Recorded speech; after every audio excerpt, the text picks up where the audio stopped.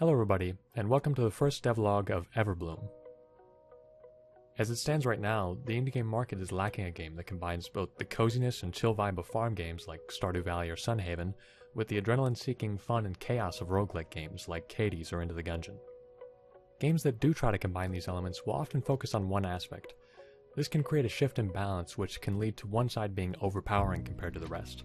We're striving to have a deep, compelling systems and gameplay for both the farming and roguelike aspects of the game, having them intertwine, complement, and feed off of each other. We want to avoid gameplay tasks feeling like a chore. Every aspect of Everbloom should feel purposeful and fulfilling. We plan on creating a variety of interlocking mechanical systems that provide a sense of purpose and progression.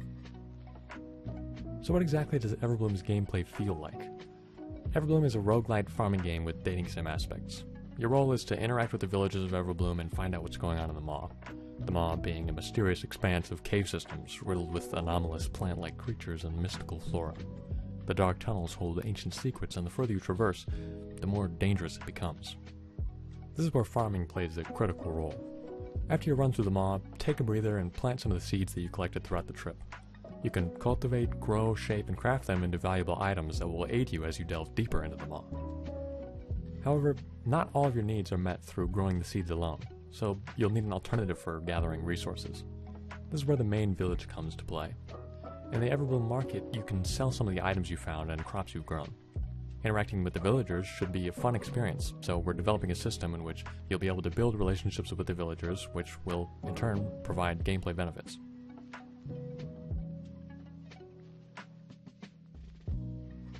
Visual style is an important aspect in world design. Everbloom's artistic style draws inspiration from games such as Wind Waker, Breath of the Wild, Hyper Light Drifter, and Eastward.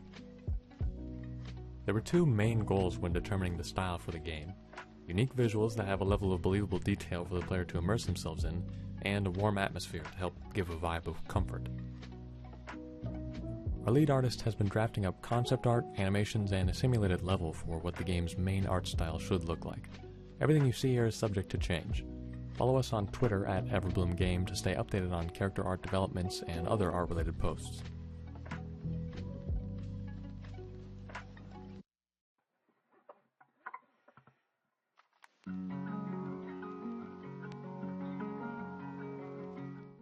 So, how much progress do we make in 2 months? Our team is composed of 6 people: a character and plot developer, a gameplay designer, an art director, a social media manager, and 2 programmers. Planning is a tool we value greatly, as winging a project will only lead to the inevitable end of the idea. First, we tried to decide what our game was going to be about. Meetings in the beginning were solely dedicated to mapping out the core gameplay loop, theme, genre, and a plethora of minor ideas. Once we had an established idea, we set off into our respective fields. The gameplay designers will kick us off by drafting up weapon concepts and game loop ideas. This includes the mechanical purposes for items, foods, and weapons. Concept work continues as we explore different character designs and pixel art styles that will further lay the foundation of what the final product will look like, as well as standardize the rest of the art and asset creation process. Upon completion of just a tiny fraction of the character art, we moved on to making a playable level for the programmers to develop in. This environment serves more to present an idea of what the game will be stylized as visually, rather than being an actual place within the world of Everbloom. Spending valuable time making concept work like this is important, as it gives a solid base to sprout from, as well as give a point of reference for future assets and gameplay mechanics. Now that we have the most basic assets made, the programmers can more intuitively work on fundamental mechanics such as collisions. That being said, when programming a large-scale project, it's important to create systems in place that make it easier to further develop and attach features to. So we've added a framework for post-processing effects, inventory interfaces, an item system, a day-night system, health and player movement, input priority, enemy behavior, scene transitions, item placement interactivity, basic combat, and serialization. We're eager to show off more of these features in depth in upcoming devlogs, so please stay tuned for that, as we have a lot we would love to share. While all this is happening, our lead writer has been meticulously crafting unique and interesting characters, world building, and plot development in the background.